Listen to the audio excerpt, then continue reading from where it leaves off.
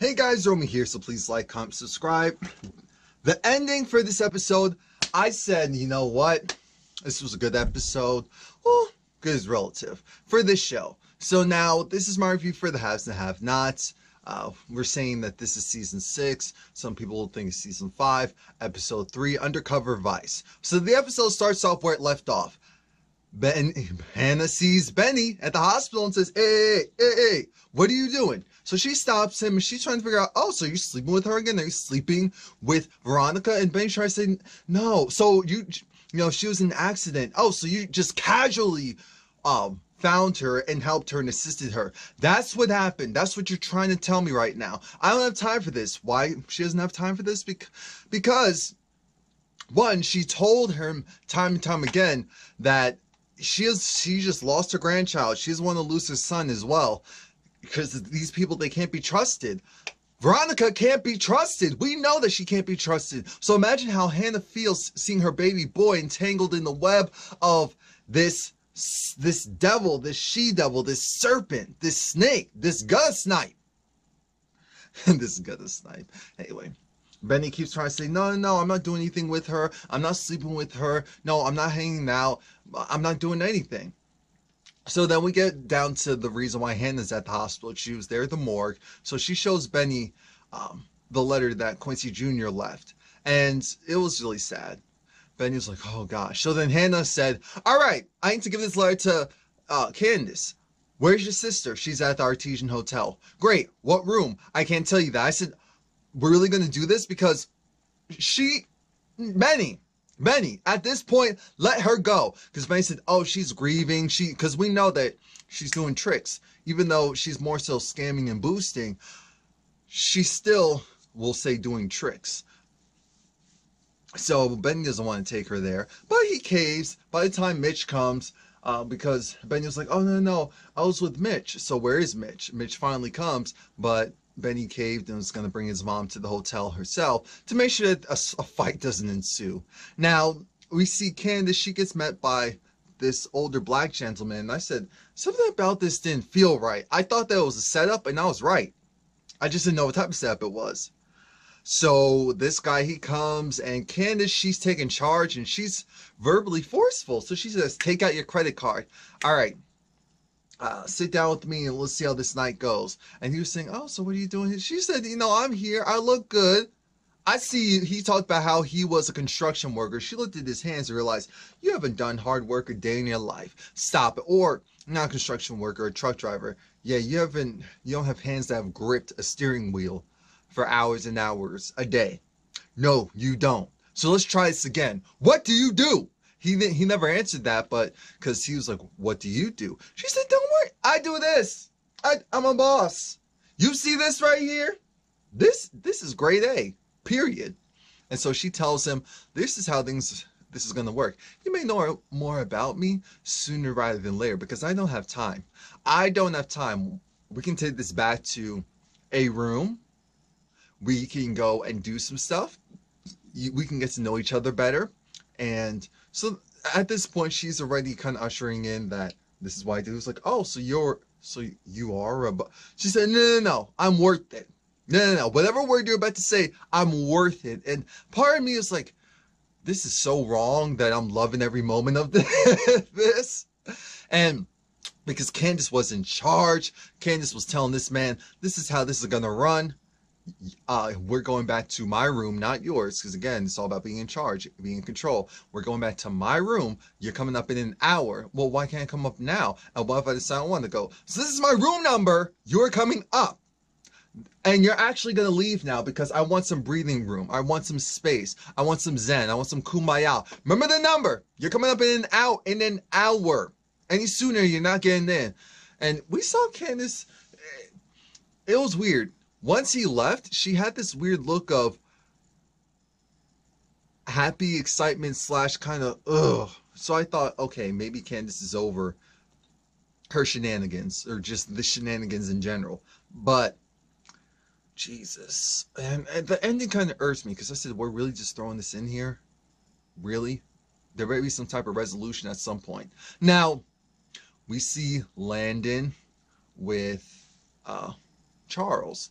And we get into this, it's a multifaceted conversation because Landon, he's just talking about how, look, once you become president, after you do your 8 years, he's already foreseeing 8 years. After you do your 8 years, you come back out, you'll be rich. And the reason why this story occurred was because Charles apparently had this ex-girlfriend, I think before he went into the army, and that ex-girlfriend now married some rich, football or basketball player. And because of that, he's like, that guy's way more money than me. And here I am, I'm doing all this stuff. I'm kind of alone. And then Charles can drink. Landon feels lightheaded, so he stops. I said, Landon, you're not slick. I know what you're trying to do. I know what you're trying to do. You're trying to get Charles drunk. Because at one point, I thought, okay, maybe this is nice. Because Charles even talks about, because Landon was like, oh, so how is it being in the army? It's like, it was great. I never went out in the field, but it taught me discipline. It changed my life. I need something different, something more structured. So I said, that's great. That's nice. That's beautiful. So then Landon kind of talks about how, you can have any girl you want. Any girl will be lucky. Even the girl that's married would want to be with you after you being the president. Hell, even right now. And Charles is playing it off like, dude, I'm not gonna let you boost my ego up that much. Nah, I'm not gonna let you do that. Cause no,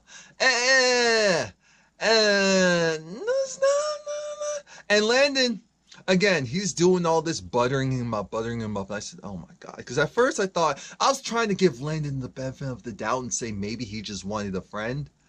In my mind, I knew that wasn't the case or the only case, but I was hoping. I really was.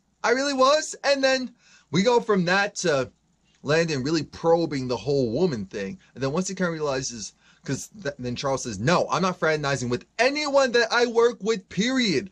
And he kept saying women, to be specific. Like, not doing that. I don't mix business with pleasure. Ever. No. I worked too hard to get here. I'm not mixing business with pleasure ever. And Landon looked disappointed because Charles looked at him and said, oh, so is that what you do? Don't make me go and find out that you're around here running around these chickies. And Landon said, sir, you do not have to ever worry about that with me. And I said, Charles, I thought you did your research before you hired him.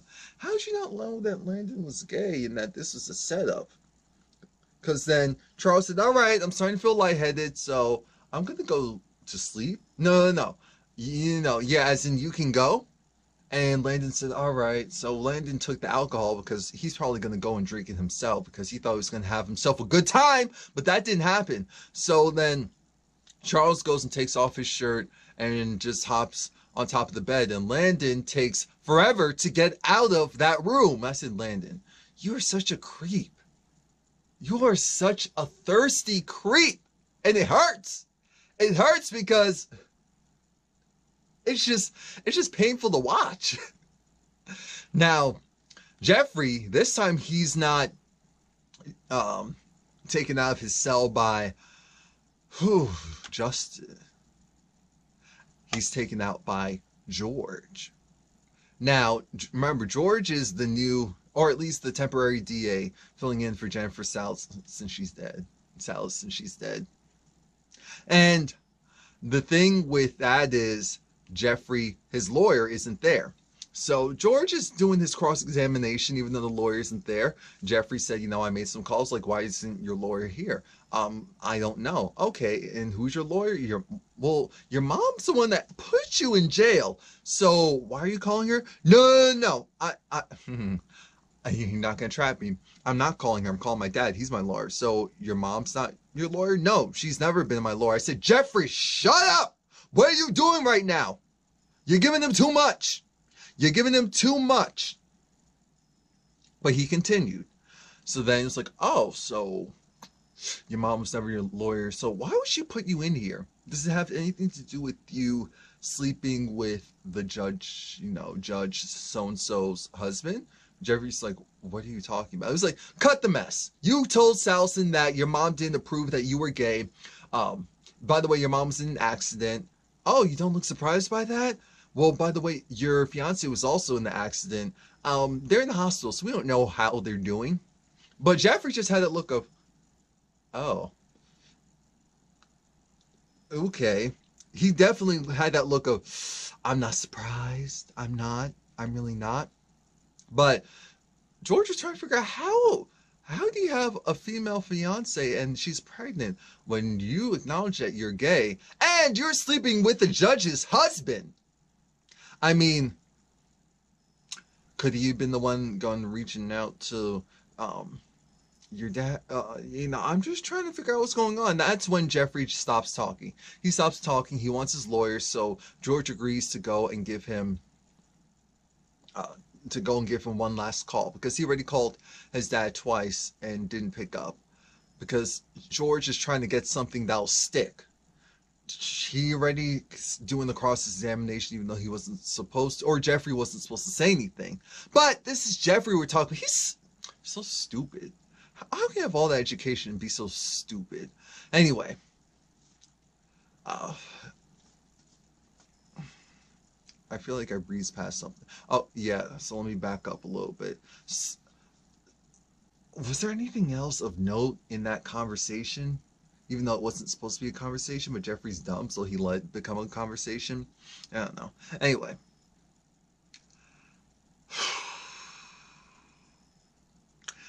David and Erica, they were done with their little romper. And yeah, I do agree. I was kind of hinting at it in my previous reviews, my first 2 reviews of this season. I said, Erica looks like she's expecting.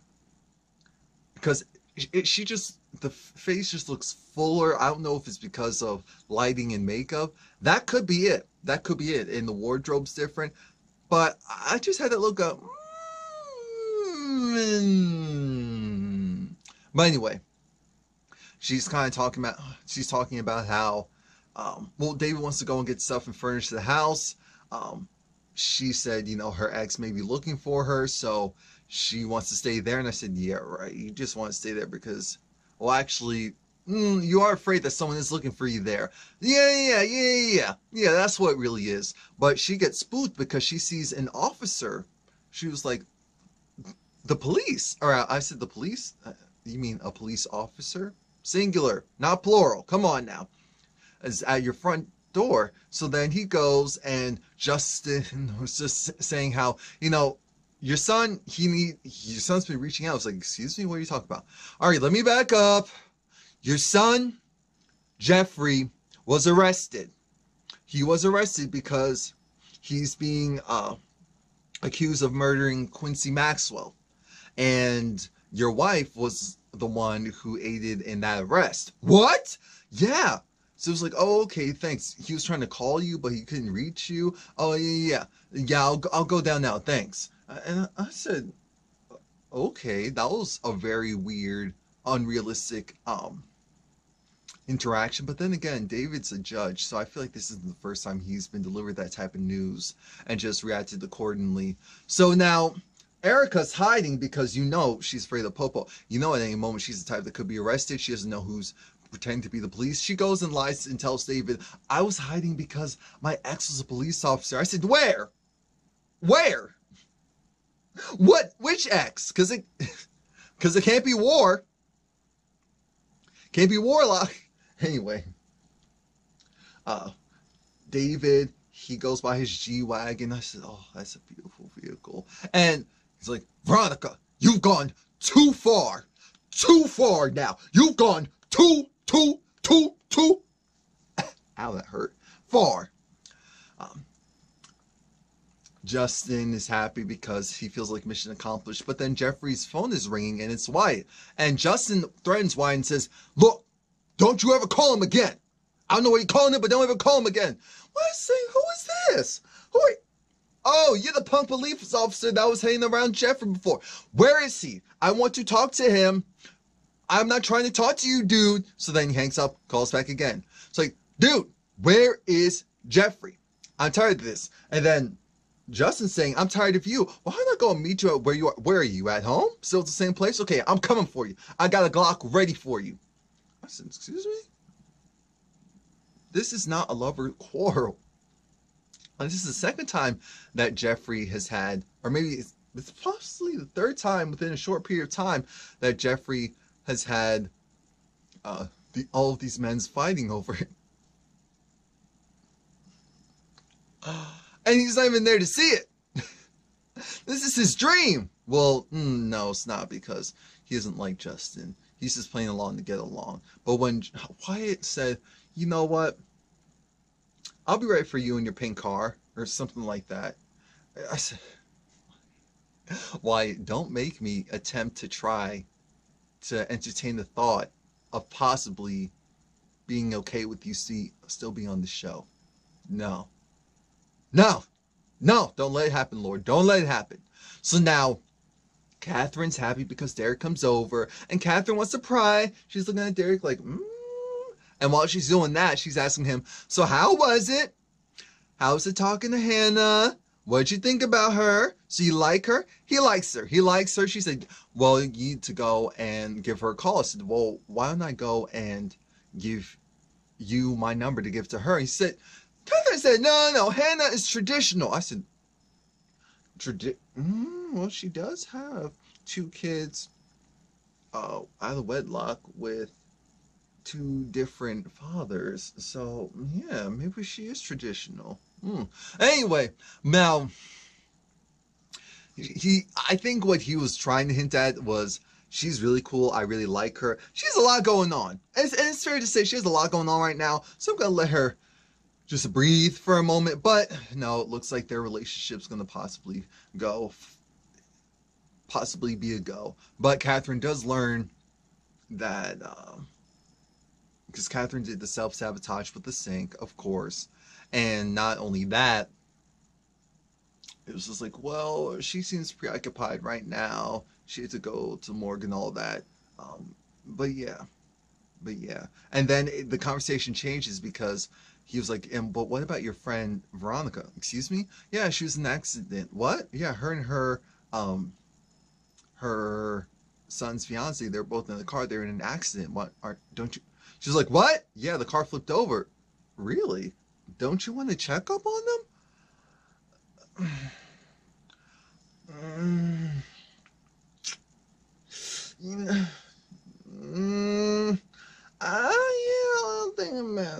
I'll think about it. I said, Catherine.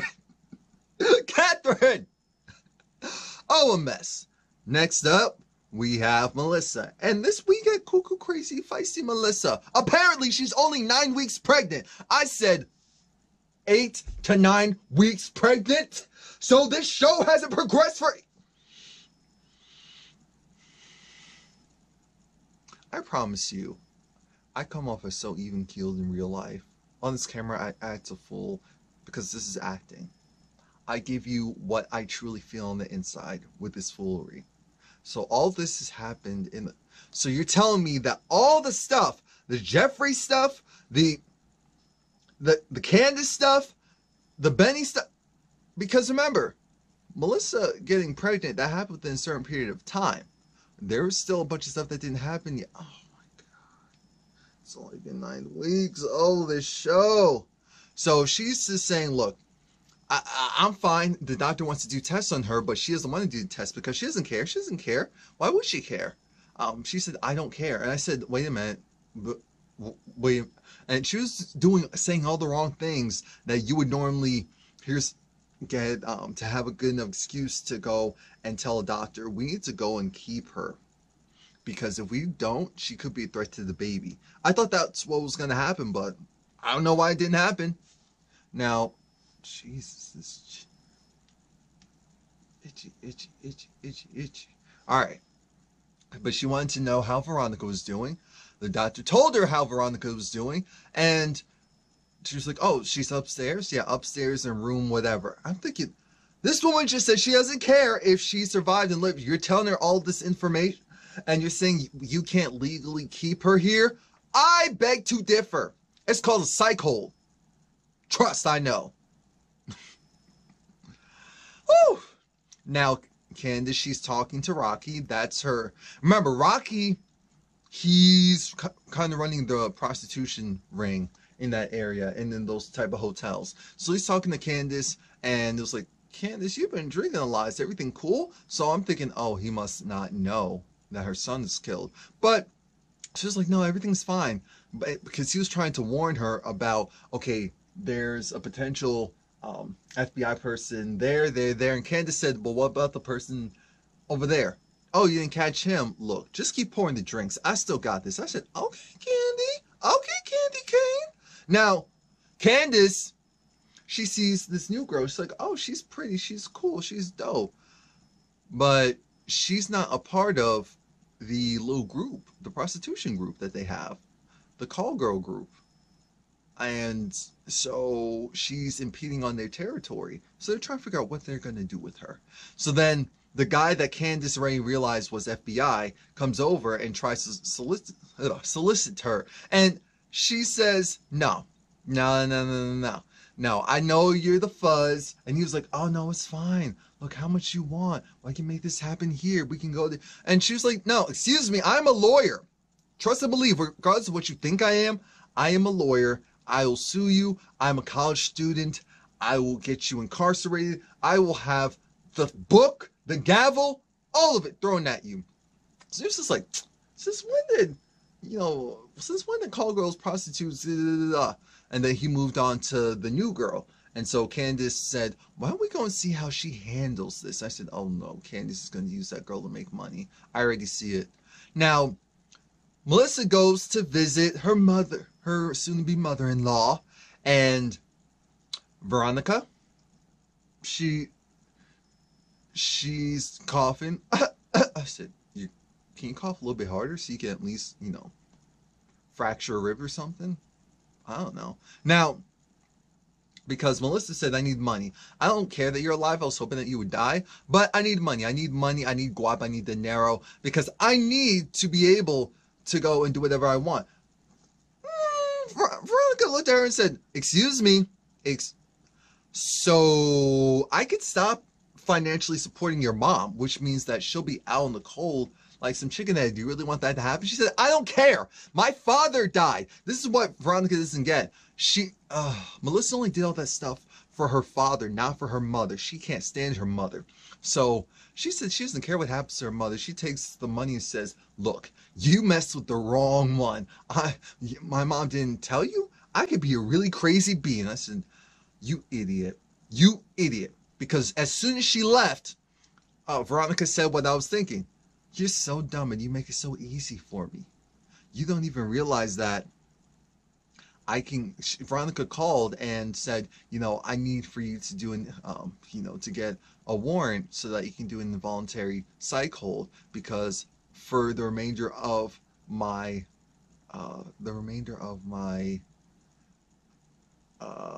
daughter-in-law's pregnancy, so that the baby can be safe.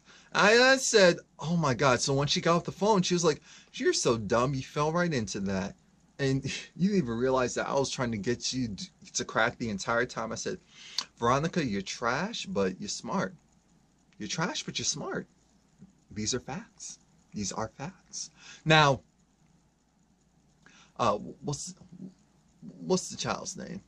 George is talking to, I believe her name is Sarah, and telling Sarah that we don't have enough evidence to fully indict all of them. Here's how they're all connected, and we don't have enough evidence to indict them to this murder, to this arrest. It's just not enough yet. We need something a little more concrete. So when Sarah leaves the office, that's when Oscar comes and gives her the phone. It's like, oh, someone needs to talk to you. She's like, okay. And it was Jim. She looked terrified because, remember, Jim has a history of going and sleeping with prominent soon-to-be lawyers or, women in that profession, because he can help them out, get them into the industry. That's his pitch. Remember, that's why Candace was trying to use him, aside from his money. So Jim said, meet me at my hotel room and don't be late. I'm thinking, so what does he need exactly from her? Because this could go a multitude of ways. Now, Candace, she gets some visitors. She thought it was going to be the guy, but no, it's Benny and Hannah. So Benny goes, and so Hannah goes and gives her the letter, and Candace feels a certain way, but it's not enough to bring her to her senses because Candace is hurt. She's hurt because she's trying to figure out, so this is your fault. She goes back to blaming them. It's like, this is your fault. At least if the child went to foster care, he could have been safe. I said, some foster care parents are on some other ish, so you never really know. But I get the general premise, but you should have been providing some type of stable environment for your son. You keep blaming everyone else, Candace, but let's be honest. This does fall back on you. But I guess that'd be too mature. So you're like, yo, and Benny, this is your fault too, because you convinced me to go and allow her to go and to have Quincy Jr., and then that happened. How did she not get shot? How did she not get shot and he got shot?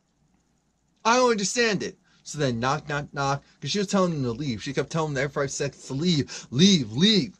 Knock, knock, knock, the gentleman caller comes in. And he was like, oh, no, I'm sorry, I must have the wrong room. I said, that's a weird thing to say. So then Hannah was looking at him like, Candace, you're not doing that with him. Why? Candace, you're not doing that with him. That's your father. I said, Tyler, Mr. Perry, I'm giving you next episode. This better be a great spin, because right now this feels thrown in and I'm irritated. I'm glad that I didn't see him coming, but I am irritated by it. So I hope this has a great spin. That's what I'm hoping for, praying for. So this is to be continued. Please like, comment, subscribe if you haven't already done so, and come back next